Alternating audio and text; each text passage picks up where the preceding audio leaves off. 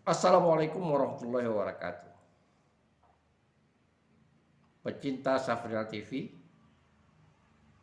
Anda pasti masih menunggu, semoga saya tidak salah, berkaitan dengan konten-konten yang dibuat oleh mahasiswa. Kalau secara emosional, saya pengennya Anda membuka semua channel YouTube yang dibuat oleh mahasiswa. 200 channel dalam perkuliahan, rata-rata tugas mereka itu dari 12 sampai 19 konten. Anda bayangkan. Tapi tidak apa, karena ini bagian dari tugas saya mengambil bagian-bagian yang layak untuk diketahui oleh pecinta Safrial TV dan mahasiswa yang sedang mengambil mata kuliah itu. Karena mereka menunggu hasilnya. Saya dapat nilai apa? Saudara-saudara sekalian, masih berkait dengan Sanggar Sastra. Kerjaan mata kuliah Sanggar Sastra ini, kalau memang kita punya rasa tanggung jawab, berat ya cukup berat. Beban moralnya. Kalau dibuat santai, ya bisa santai. Tapi pertanggungjawaban moralnya, nilai yang diberikan, apa saja yang Anda berikan kepada mahasiswa, itu yang jadi beban dalam pikiran saya, dalam diri saya, dalam pikiran saya. Saya tidak ingin mahasiswa hanya berharap nilai yang baik, sementara potensi dirinya itu tidak dipikirkannya. Apa artinya selembar ijazah tanpa ada skill pengetahuan? Saudara-saudara sekalian, masih mengasah keterampilan berbahasa. Mahasiswa angkatan 2018 yang mengambil mata kuliah Sanggar. Kalau beberapa konten saya bicarakan tentang kemampuan berbicara individunya. Di reportasi dia sudah mulai menggunakan wawancara dengan beberapa narasumber, berlatih berkomunikasi. Kali ini saya ingin menampilkan suasana yang beda. Podcast. Kalau Anda tanyakan, Pak, kenapa podcast? Tidak tahu. Hanya dengan kemampuan podcast saja. Kalau Anda lihat channel YouTube, orang punya penghasilan yang luar biasa. Contohnya, Deddy Corbuzier. Dari mulai artis, tokoh, sampai ke menteri datang ke podcastnya. Dan kita harus belajar. Kenapa tidak? Refli Harun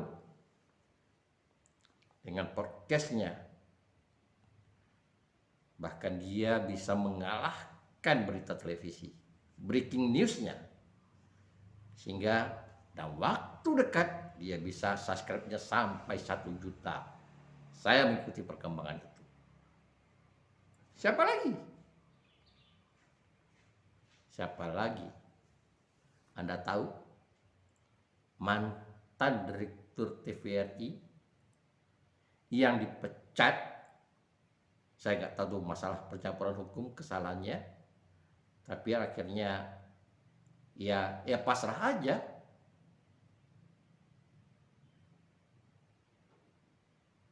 Abangnya duta besar di Selandia Baru. Anda tahu namanya? Helmi Yahya. Setelah dia melihat perkembangan dunia digital sekarang, dia melihat perkembangan YouTube, mulai dia buat podcast. Siapa yang diundangkannya pertama? Raffi Ahmad. Dia tidak malu belajar dengan anak muda, malah dia orang yang terkenal. Tahun 90-an, jagonya kuis. Setelah Anies Sumadi, dia jagonya kuis. Tapi nasib bercerita lain. Ketika ia ingin membenahi TVRI, ingin mengangkat nama TVRI, Dewan Pengawas TVRI menganggap dia justru menjatuhkan TVRI. Dua sisi yang berbeda. Saudara sekalian, Anda harus menyadari pahlawan dengan penjahat itu tipis bedanya. Setipis tulis kulit bawang. Begitu. Dua sisi yang berbeda. Sisi mana orang melihatnya? Bisa orang melihat itu pahlawan, bisa orang melihat itu penjahat.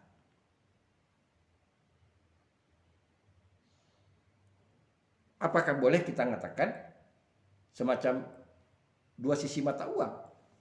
Mungkin saja.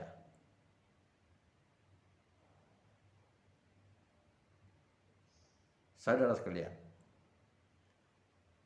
siapa lagi? Kita lihat bagaimana Raffi dengan Gading Martin saling mensupport. Akhirnya dia buat Kui, andalannya podcast. Bahkan Ari Lasso yang dia salah satu juga artis yang terdampak dengan COVID. Dia langsung ambil langkah harus buka channel YouTube Ari Lasso. Dan dia tidak malu mengatakan dia belajar dengan orang-orang yang senior di bidang itu. Dengan Atta Halilintar, dengan Raffi Ahmad, bahkan dengan Andre Taulani. Meskipun dia selalu bercanda dan katanya suka sakit hati dengan Andre Taulani karena dia suka dikerjain oleh Andre Taulani. Mungkin itu khasnya Andre Taulani. Luar biasa. Dalam waktu dekat channelnya naik. Nah, jadi sekali lagi podcast ini bahagian konten yang juga ditunggu-tunggu oleh pecinta YouTube di seluruh dunia. Oleh karena itulah saya sekali lagi tidak melatih, cuma saya pakai strategi pemaksaan karena itu orang tahu bahwa Saprial itu dosen yang punya strategi pemaksaan supaya menjadi budaya bagi mahasiswa. Tidak bisa. Alam terkembang jadi guru. Ada mbah yang tempat dia bertanya YouTube. Ada channel-channel orang bisa dia lihat bagaimana orang membuat podcast. Saya paksakan di Sanggar. Anda harus buat konten podcast. Saya tidak pusing. Bagi saya bukan narasumbernya. Tapi bagaimana cara Anda berbicara dengan orang dengan rileks. Eye kontaknya, ekspresi wajahnya, bahasa-bahasa yang betul-betul komunikatif dan santai. Bahkan saya pesankan kepada mahasiswa, tidak ada orang lagi, orang tua Anda, teman Anda, tetangga Anda. Silahkan Anda jadikan bintang tamu untuk podcast Anda. Bagi saya bukan tamu itu yang penting, tapi bagaimana Anda berkomunikasi itu. Kalau Anda sudah mampu, siapa saja di depan Anda tidak gugup lagi berbahasa. Anda tahu apa yang harus Anda bangun. Karena itu saya tidak segan-segan mengatakan pada para mahasiswa, Anda buka ketika bagaimana santainya saya katakan. Deddy Corbuzier ketika dia buat podcast channelnya dengan Karni Ilyas misalnya. Presiden ILC yang memecat dirinya sendiri. Mohon maaf, nih memecat itu artinya karena ILC itu istirahat di TV One. Tentu kalau tidak ada ILC lagi, tentu tidak jadi presiden ya, Karni Ilyas. Dan Karni Ilyas sendiri juga membuat podcast dengan channelnya. Dia sudah siap-siap berkunjung kepada tokoh-tokoh. Fadlizon yang selalu jadi undang di ILC buat channel, juga buat podcast. Fahri Hamzah Bayangkan tokoh yang selalu digandrungi di LC, ditunggu-tunggu, bahkan mereka terkadang membuat podcast antar mereka. Fadlizon ketemu Fahri Hamzah. Anda lihat, Rocky Gerung membuat. Jadi di dunia YouTube sekarang orang tidak memikirkan profesi apa saja, karena ini wadah yang potensial untuk menyalurkan bakat, ekspresi kita, pemikiran kita. Nah, oleh karena itu saya melatih mahasiswa, silahkan Anda belajar. Dan mungkin saja mereka hanya memenuhi tugas. Karena dari konten yang saya terima, dari channel yang saya terima, saya perhatikan 99% membuat podcast itu cuma satu channel, satu konten. Satu konten saya masukkan, hanya satu kali aja. Mudah-mudahan setelah perkuliahan ini usai, akan banyak konten-konten yang modelnya podcast. Bisa jadi mereka mengandalkan podcast karena dilihat dari podcast yang mereka buat ada potensi untuk bisa dikembangkan. Tapi saya ingatkan kepada mereka, harus ingat rambu-rambu dalam berbicara, dalam mewawancari orang. Pertama, jangan melanggar undang-undang ITE. Anda di penjara nanti. Itu kalau melanggar undang-undang ITE. Yang dikatakan orang undang-undang ITE itu sebenarnya undang-undang punya pasal karet, itu terserah orang menilai. Kita orang awam hati-hati. Jangan bicara sara. Dari zaman lagi jurnalistik media cetak, media pertelevisian sampai sekarang sara itu tidak boleh. Tak boleh kita bicarakan sara. Dan Anda jangan juga melanggar kode etik jurnalistik. Ya podcast yang aman-aman sajalah. Yang santai-santai sajalah. Ingin tahu? Ini contohnya. Podcast yang saya tampilkan yang dilakukan oleh mahasiswa. Pertama kali saya akan tampilkan Zubaidah Indriani Sukma. Dia buat podcast, justru nggak diberinya judul. Apa topiknya? Anda yang nonton punya kesempatan. Challenge ini. Anda buat judulnya kira-kira apa ya ini mereka cari. Anda tahu kan cara membuat judul? Singkat, padat, dan menarik. Membuat orang penasaran. Mudah-mudahan dengan saran Anda judulnya apa, Zubaidah Indriani Sukma akan membuat, akan mengoreksi di kontennya, diberikan judul. Ini dia. Nah, menurut Irda sendiri, apa sih itu organisasi? Organisasi ya.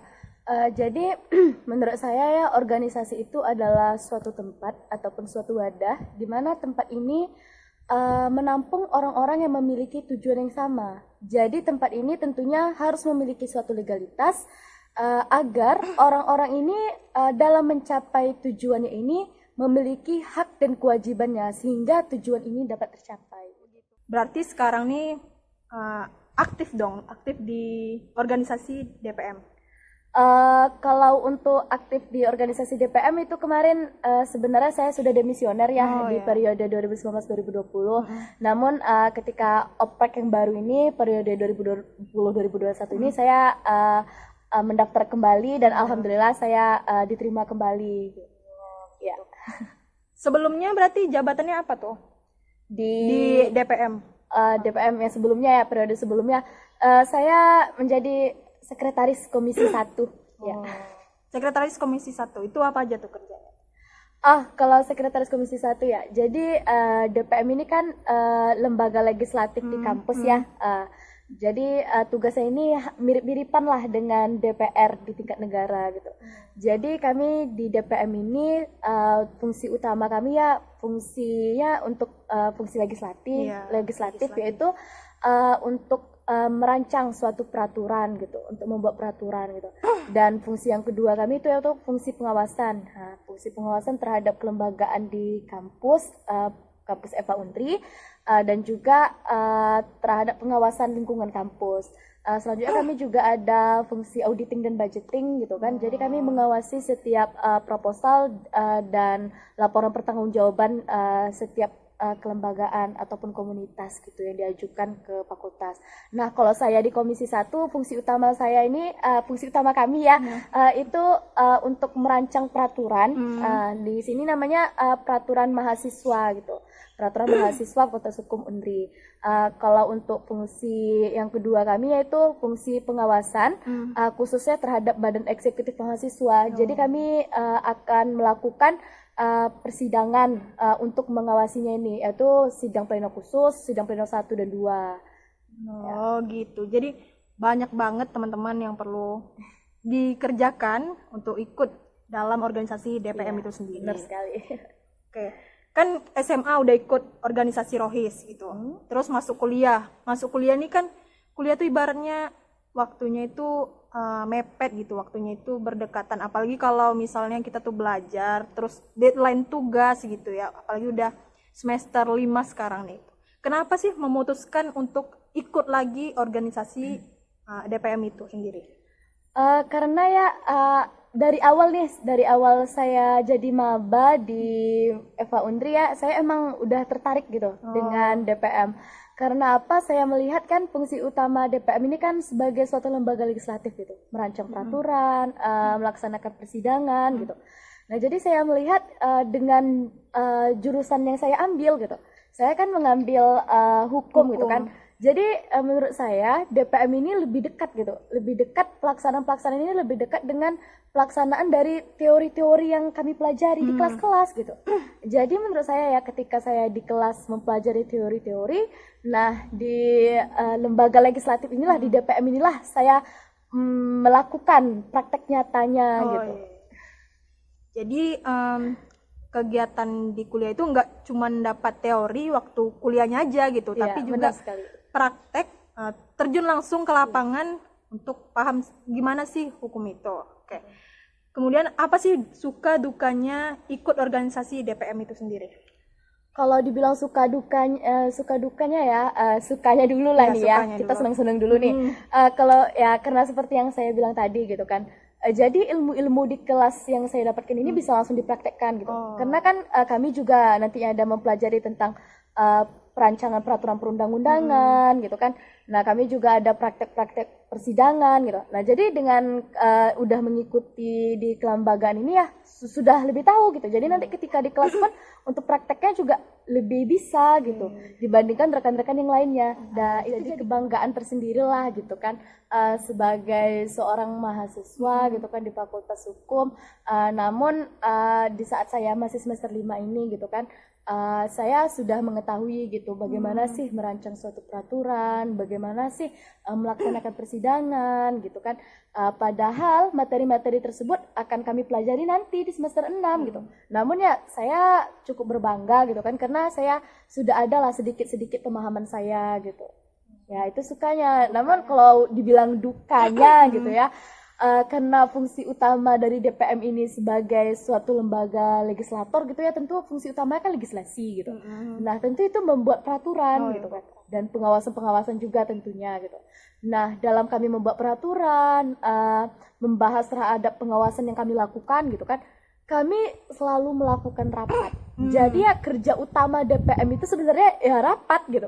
Jadi ya dukanya ya menurut saya di situ ya, karena apapun yang ingin kami lakukan gitu itu pembahasannya sangat-sangat lama karena emang harus dipikirkan matang-matang banget gitu. Karena ya suatu peraturan ini kan nggak bisa main-main gitu ya, nggak bisa gitu.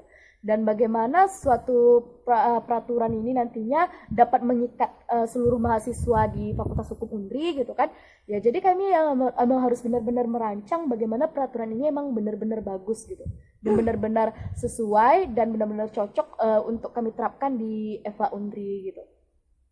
Dibilang duka sebenarnya nggak duka juga Nggak ya, duka. cuman ya lelahnya di situlah gitu. Namun lebih banyak bahagianya sih, lebih banyak bahagianya karena kerjasamanya itu emang terasa banget, kekeluargaannya gitu ya. Karena kan kayak mana ya, dalam kita mengawasi badan eksekutif mahasiswa gitu kan, bagaimana pertentangan dari kelembagaan yang lain dan bagaimana keluh kesah dari mahasiswa juga kami tampung aspirasinya. Nah itu juga merupakan tanggung jawab kami juga gitu. Namun dalam melaksanakan tanggung jawab itu ya kami insya Allah gitu dengan Bismillah, dengan niat lillah gitu ya, kami tidak merasa capek ketika melihat mahasiswa sudah bahagia dengan hasil kerja kami, ya kami juga rasa lelah kami pun juga hilang gitu. Iya. Ya, walaupun lelah, semoga nanti terbayarkan. Amin. Semoga Allah. apa yang dibuat, peraturan yang dibuat itu memang benar-benar diaplikasikan di lingkungan kampus, di FH Unri itu sendiri. Mungkin sekian bincang-bincang kita hari ini. Terima kasih Irda udah Ya, sama-sama, meluangkan Zubai. waktu untuk berbincang-bincang untuk membahas tentang organisasi itu seperti apa. Ya, sama-sama.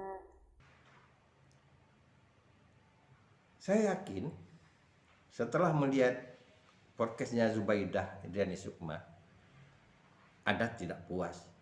Mana lagi Pak? Contoh yang lain. Kata bapak itu banyak. Oke.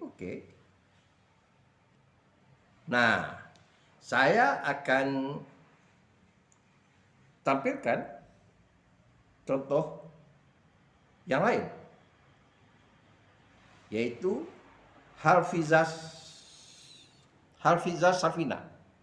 Hafizah Safina ini dia membuat konten ngobrol bareng dengan sahabatnya. Jadi jangan heran, jangan salah. Kita bicara dengan sahabat saja bisa kita buat konten. Podcast dengan sahabat saja. Ada tanya jawab di sana. Yang berat podcast itu kita ibaratnya mewawancarai.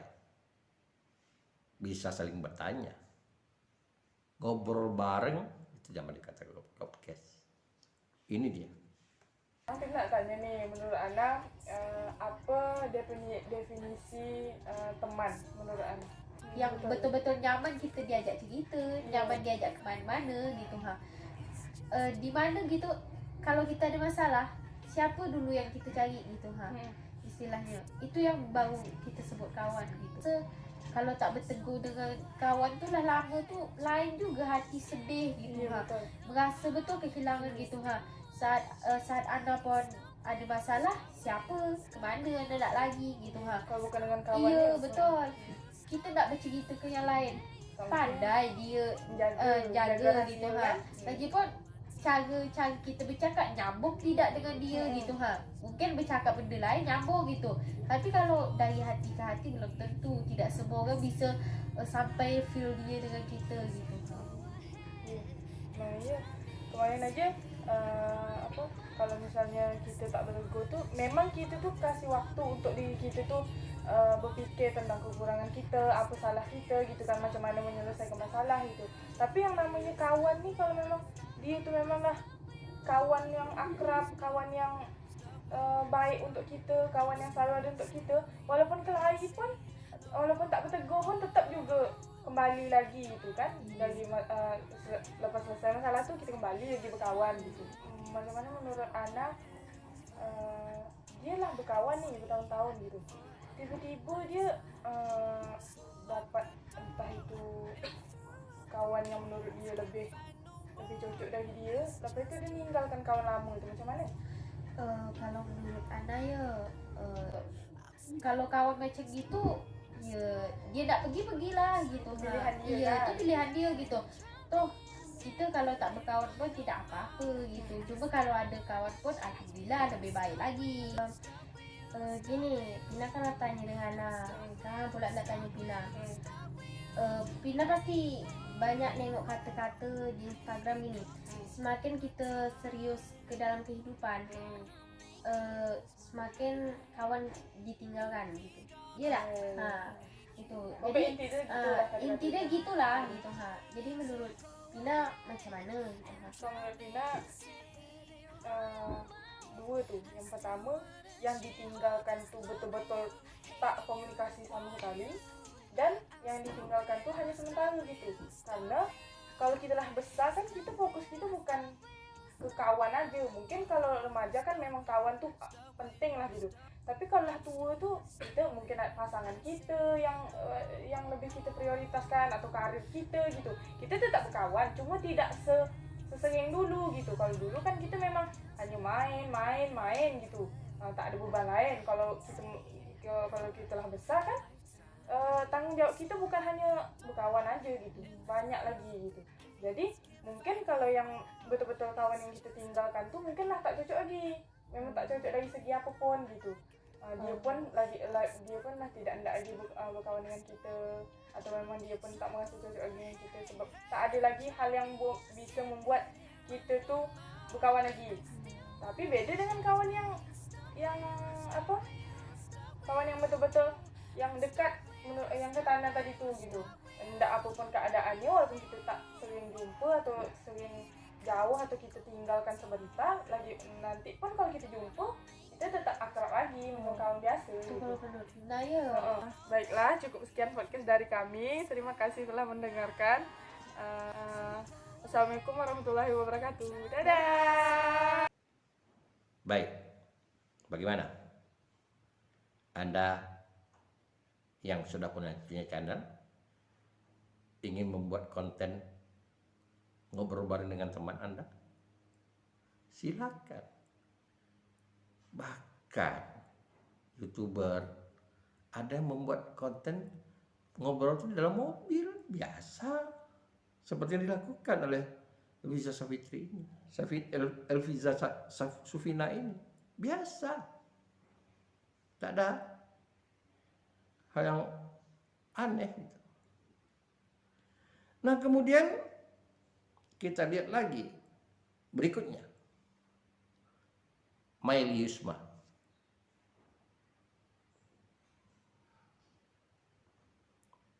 Ngobrol santuy katanya. Juga dengan sahabat. Bahasa gaul santuy, santai. Ini dia, perhatikan. Silahkan gantian. Yang mana ya, semoga pertanyaannya nggak susah. Oke. Semoga ya nggak lucu juga. Hobi masing-masing. Lebih baik dia duluan deh. Aku Misal nanti aja. duluan hobi. Apa ya hobi? Hobi. Jangan hobinya yang ini ya, bikin kue tapi nggak jadi buat mertua. Skip yang itu, skip. Hobi.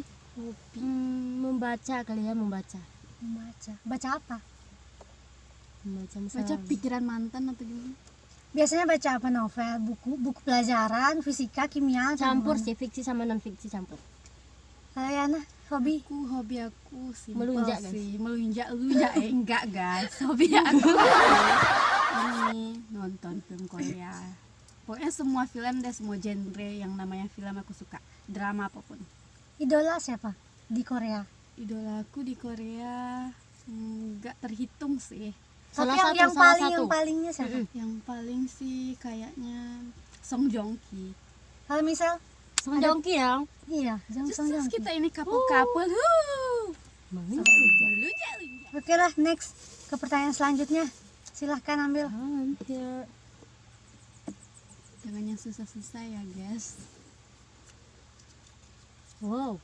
Hal tragis apa Oh my god, Hal tragis apa yang kalau diceritain sekarang malah jatuhnya lucu? Bisa duluan. Misal duluan deh kalau gitu. Nah. You can feel the first. Hal memalukan di diri aku gitu. Apa aja gitu? Yang dulu tuh ya? tragis, tapi kalau diceritain sekarang malah jatuhnya lucu gitu. Lucu sih. Lucu. Apa yang lucu? Pernah jatuh berdua bawa motor Sama sama mantan. doi, sama pacar ketika itu dia tuh pacar. Jatuh aku dari Honda. Gak biasa naik Honda tinggi guys. Honda mahal. Jatuh di mana? Di depan rumah dia. Ampun. Dan di depan teman-teman aku dan juga di depan orang tua dia aku jatuh. Jatuhnya gimana kok bisa? Kan gini, aku lagi di belakang kan jadi berhenti, motornya berhenti gitu. Oh, jadi kan. ngelunjak. Iya, ngelunjak dia. Jadi udah ini kan udah berhenti. Jadi pas mau turun dia udah turun duluan. Aku turun belakangan. Pas aku mau turun belakangan itu kaki aku tuh keseleo. Jadi aku jatuh depan teman-teman aku dan depan calon mertua, tapi nggak jadi. Gitu. Oh, misal yang tragis tapi, kalau diceritain sekarang mungkin cinta pertama atau apa Sampai gitu. sekarang mungkin aku masih ketawa kalau ingat itu. Atau Yana mungkin tahu cerita misal yang tragis atau apa gitu. Banyak sih, tapi biarin dia aja yang cerita sendiri. Jadi guys, pas umur 4 tahun. jadi udah 4 tahun ya? 4 tahun. Nah terus Ya, ceritain. next lanjut aja lah. 4 tahun ngapain? Jadi umur 4 tahun tuh kan gimana ya? Apa ya? Tolong. Enggak sanggup Jelasin aja. Lanjut. Dia tuh ditabrak sama cowoknya tuh SMP, dan cowok itu tuh kan guys nggak mau keluar rumah karena sejak nabrak. dia tuh apa namanya tuh agak takut sama orang karena semenjak dia ngelabrak si Michelle dia nggak mau keluar rumah karena takut sama orang. Semenjak nabrak misal. Dia jadi nggak juga depresi. Depresi Nanti enggak. aku juga yang salah bilang dia depresi. Dia masih hidup tuh guys. Tapi dia intinya nggak mau keluar rumah gitu. Makin handsome guys. Mungkin handsome. Wah. BTW dia ya udah lanjut. Terus ada ipar guys. Umurnya berapa? Dia tuh bisa dibilang abang lah sama kita berdua kan. Ya abang. Abang gitu. Ya kan bang? Coba biasa jelasin kronologisnya pas kejadian. Kok bisa ketabrak? Di mana kejadiannya gitu? Jadi kan waktunya tuh kisaran ke 11 lah, 11 siang. Jadi pas tuh udah lah nggak sanggup, next skip. Waktu itu masih SD atau Dan masih SD. saat itu aku lagi di rumah, jadi tiba-tiba nenek aku ke rumah gitu kan, nyamperin aku. Dia bilang gini, Yana katanya kan, Yana bisa ketabrak motor. Siapa yang nabrak? Bang ini katanya. Nggak sanggup aku dengarnya. Aku pikir misal udah nggak ada, tapi ternyata untung masih ada sampai sekarang guys. Dan karena itu ya makin heran. Oke, skip lah kalau gitu. Ya, itu. Pertanyaan selanjutnya silakan. Misal.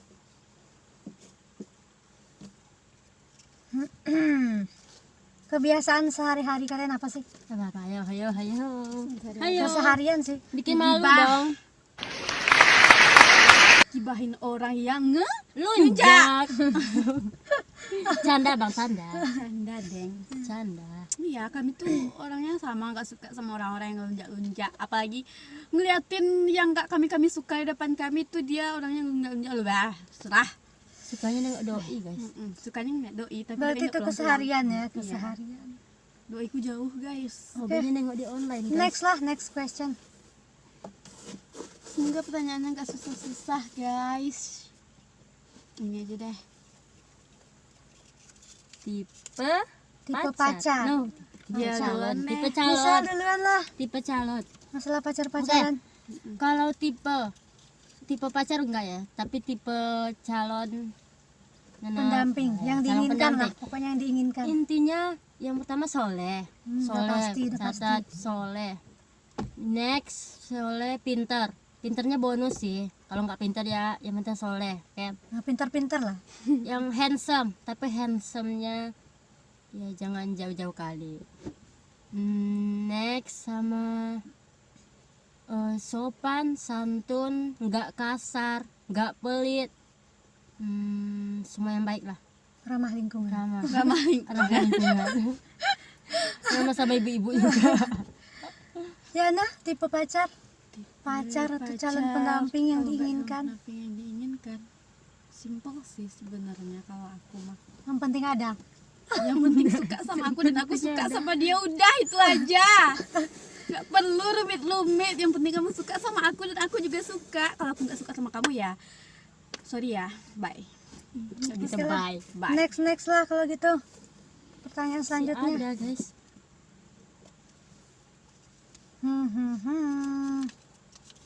Oke, fix. Berawal dari teman sekolah atau bukan? Bukan Bukan dong. dong. Kita itu Yang dari tadi kecil ya? udah, Ya, yang tadi yang umur 2 Yang tahun. umur 2 tahun. Iya, 2 tahun. Udah mulai sampai jadi sekarang. tetangga. Jadi Iya, gitu. SMP-nya beda guys, SMA-nya juga beda. Iya. Jadi ya gitulah. Mencar-mencar tapi sekarang sih masih. Ya gitu. Jadi sekarang biasa sehari-hari karena belum kuliah, yang satunya belum sekolah gitu. Iya. Iya gitu deh. Because COVID. Iya, karena covid makanya kayak gini, makanya ya ketemu setiap hari lah, udah bosan ngeliat dia. Iya. Oke, Karena ada lanjut. orang lain aja di bumi ini. Lanjut. Ini aja deh. Finish kah? Kayaknya belum. Pernah? Berantem. Oh, jelas sering. pernah sering. Karena dia nggak mau pulang pas ketemu doinya aja udah berantem tuh. Ayo pulang, kata kan dia nggak mau pulang. Ya sama doi dia tuh. Ya kan? Pernah berantem sih guys, karena dianya terlalu ngelunjak. Lunjak. Next. Siapa yang mau ngambil? Jelas ya? No. Hal konyol yang pernah dilakukan bersama. Yang malu-maluin. Ayo. Ayo kita bongkar di sini. Aku nemenin dia ke rumah mertuanya dan aku nemenin dia ke rumah mertuanya dan dia nemenin aku ke rumah mertuaku. Tapi belum mertua sih sebenarnya. Masih calon. Calon tapi gagal. Calon tapi gagal. Ceritanya yang Gimana pas Memalukan guys. Dia kan orangnya bobrok. Bobrok asli bobrok. barbar saja. Bukan bobrok, malu-maluin. Barbar. Malu-maluin. Pas di rumah mertuanya enggak, ya Allah. Gimana? Orang paling kalem sedunia. Asli. Pas di luar pagar mertuanya tuh. Oh my god. langsung keluar aslinya. Kalau misal gimana? Katanya tadi ada yang buat kue itu kan. Iya, misal cukup lucu sih ceritanya. Jadi kan selain kita berdua juga ada teman kita berdua lagi. Si Resti sama si Elsa. Yang berdua ini nggak ikut, tapi yang lebih dekat sih kami berdua. Yang berdua ini ikut ketika bikin kue. Jadi kita bikin kue lah berempat, buat dibawa ke rumah camernya Berempat, Misal. guys. Berempat bikin kue. Kuenya nggak jadi guys. Bantet. Separuh ngembang kuenya. Jadi karena separuh ngembang kita mikir-mikir jadi bawa kue apa enggak sih. Dan Daripada nggak ada yang dibawa, daripada kantang kosong. Dan kuenya pun nggak diklip guys. nggak diklip, kantongnya pun Kantong belak-belakan.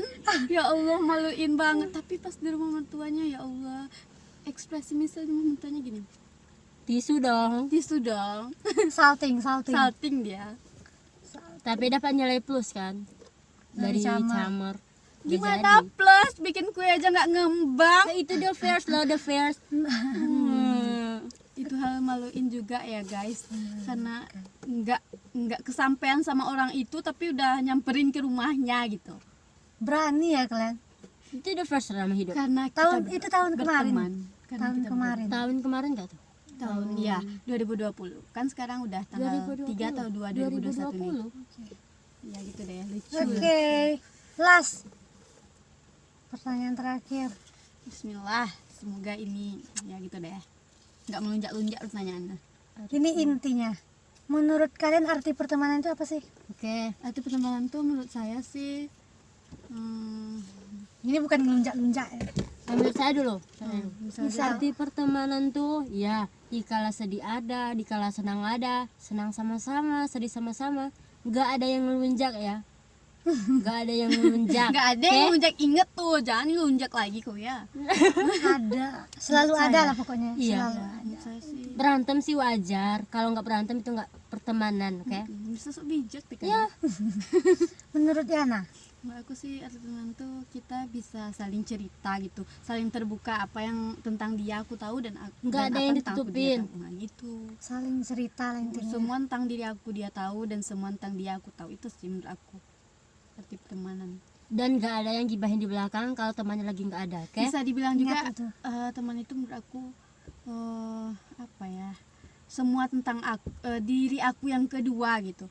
Karena semua tentang aku itu dia tahu dan dia juga gitu sama aku. Itu Saling sih. cerita lah intinya. Iya, semua tentang diri aku dia tahu, itu sih intinya. Ya itu.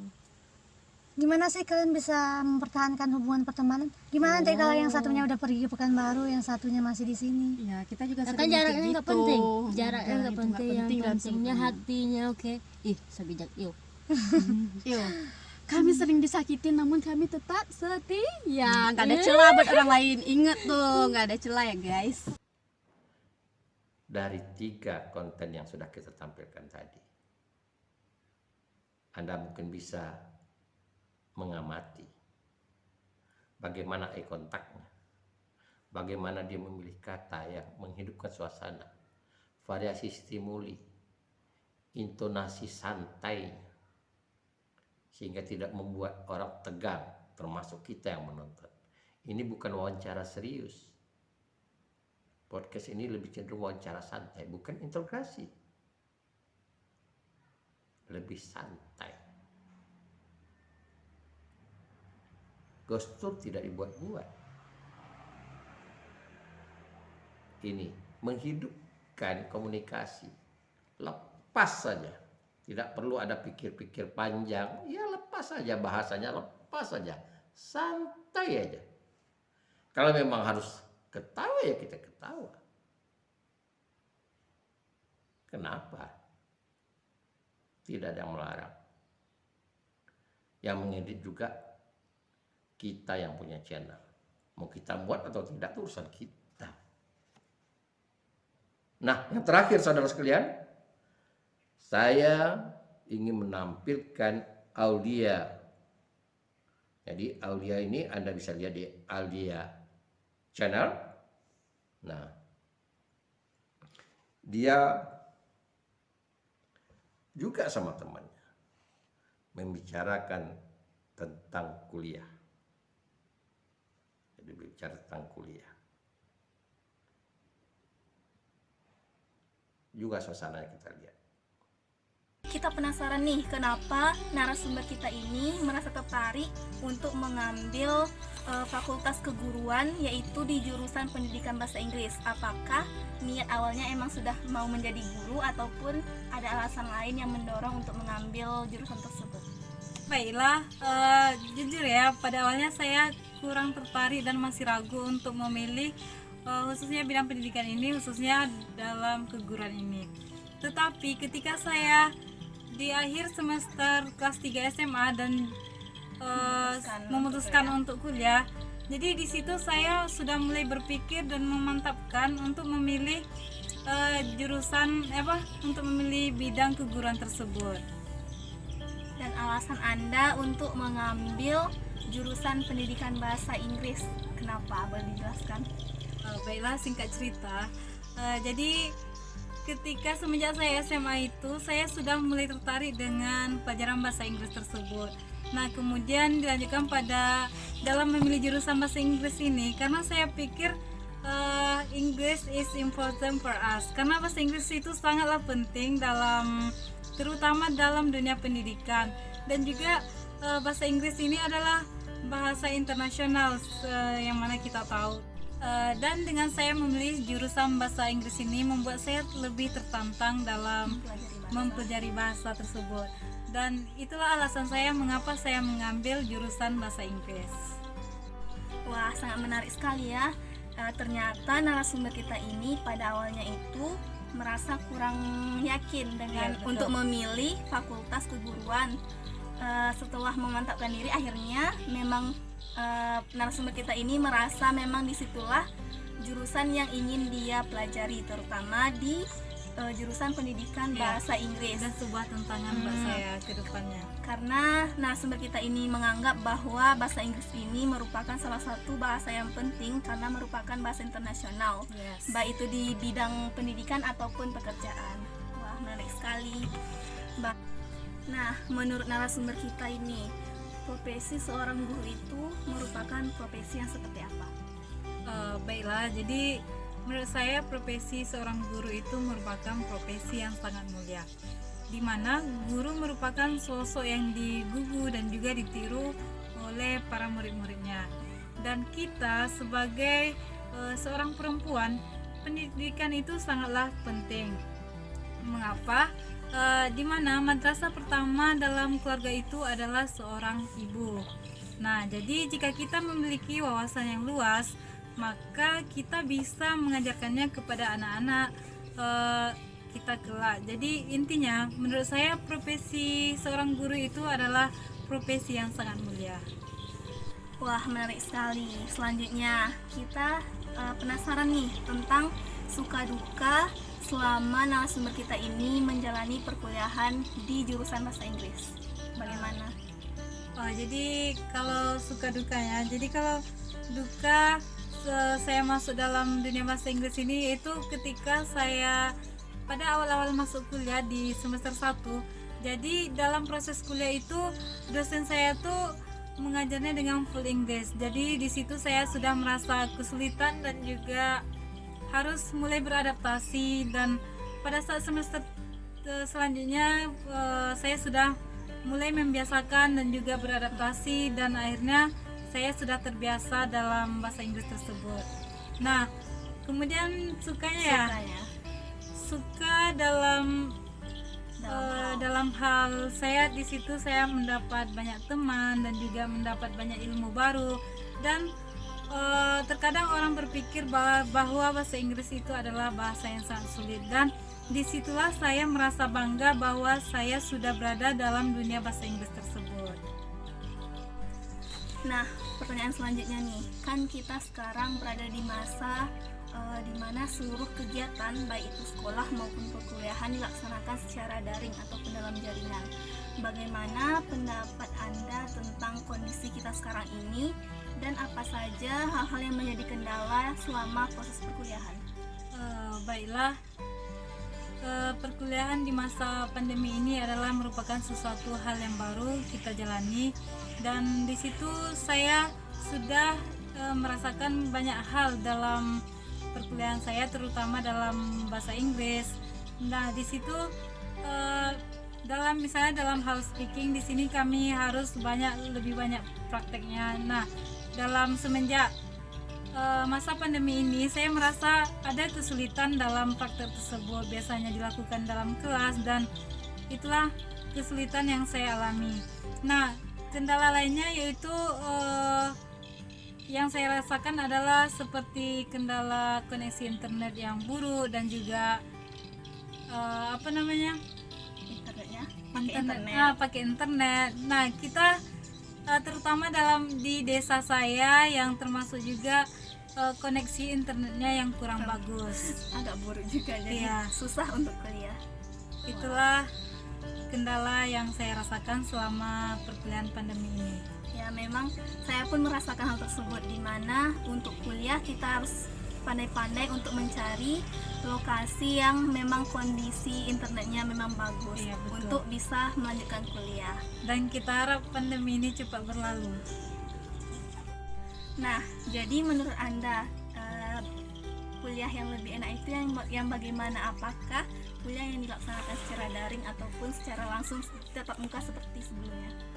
Jadi setelah kita mengalami perkuliahan di masa pandemi ini, jadi saya itu merasa lebih efektif dan lebih mudah kuliah tatap muka di kampus, yaitu pada perkuliahan kita, karena khususnya saya dalam bahasa Inggris, di situ dalam hal speaking saya merasa ada kesulitan dalam prakteknya, misalnya yang mana ketika di kampus bisa praktek dengan dosen dan juga teman. Nah, dengan pandemi ini saya lebih merasa ada kesulitan dalam praktek speaking saya. Mungkin di situ ada kesulitan. Jadi menurut narasumber kita ini, perkuliahan ataupun pembelajaran yang lebih efektif itu adalah secara langsung atau tatap muka. Ya, betul sekali. Nah, mungkin ada pesan-pesan ataupun kata-kata yang ingin disampaikan kepada para penonton, terutama dalam hal memberi semangat agar kita ini tetap semangat dalam menghadapi pembelajaran ataupun perkuliahan secara daring, di mana seluruh kegiatan kita ini dilaksanakan secara online. Oke, baik untuk semua kita yang sedang menjalani sekolah ataupun perkuliahan di masa pandemi ini. Jadi kita harus tetap semangat, harus fokus, walaupun banyak kendala dan rintangan yang kita hadapi, seperti jaringan internet yang susah dan juga apapun hal itu. Jangan menyerah, dan apapun kendalanya kita harus tetap semangat, karena pendidikan itu sangatlah penting. So never give up and keep spirit. Wah, jadi kita harus tetap semangat dalam hal apapun itu, terutama dalam menuntut ilmu, walaupun itu secara daring ataupun offline besok di semester selanjutnya maksudnya. Nah, saudara sekalian, jadi beberapa catatan kalau kita membuat podcast. Pertama, posisi duduk kita supaya kita bisa berhadapan, eye contact. Terkadang bagi kita yang baru-baru membuat konten, kita kamera kita di depan karena kita mengandalkan HP, seperti saya mengandalkan HP di depan, sehingga kalau miring sedikit takutnya kurang dengar.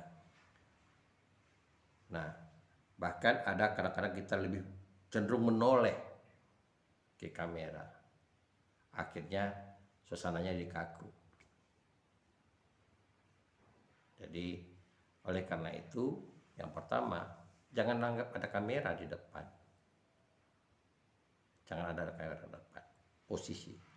Kalau seandainya, sekali lagi, kalau seandainya Anda ragu bahwa suara Anda kurang bagus, kalau Anda menyamping, saya tunjukkan kiatnya. Gunakan 2 HP. Kalau tidak punya mic, gunakan 2 HP.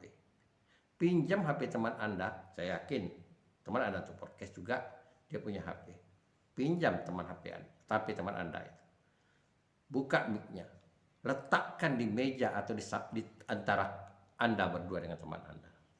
Silakan ngobrol. Tapi sekali lagi saya katakan, tidak pula artinya kita menghindari tatapan kamera. Sekali kita natap kamera, menatap HP yang merekam kita. Ini kiat-kiatnya. Dan koreksi lagi bagaimana komunikasi Anda. Saya selalu mengatakan, tolong nadanya dimainkan, intonasinya, temponya, dinamiknya dimainkan, cepat lambatnya berbahasa dimainkan. Bagaimana caranya? Anda harus sadar berbahasa. Sesantai apapun, Anda harus belajar sadar berbahasa. Itulah gunanya. Orang yang mau terampil berbahasa, dia juga harus belajar ilmu teater. Kita jumpa nanti dalam drama Turki, teknik-tekniknya. Mudah-mudahan kualitas kita untuk tampil, melakoni sebagai orang yang mewawancari seorang dalam podcast akan lebih baik. Kita jumpa lagi di konten berikutnya.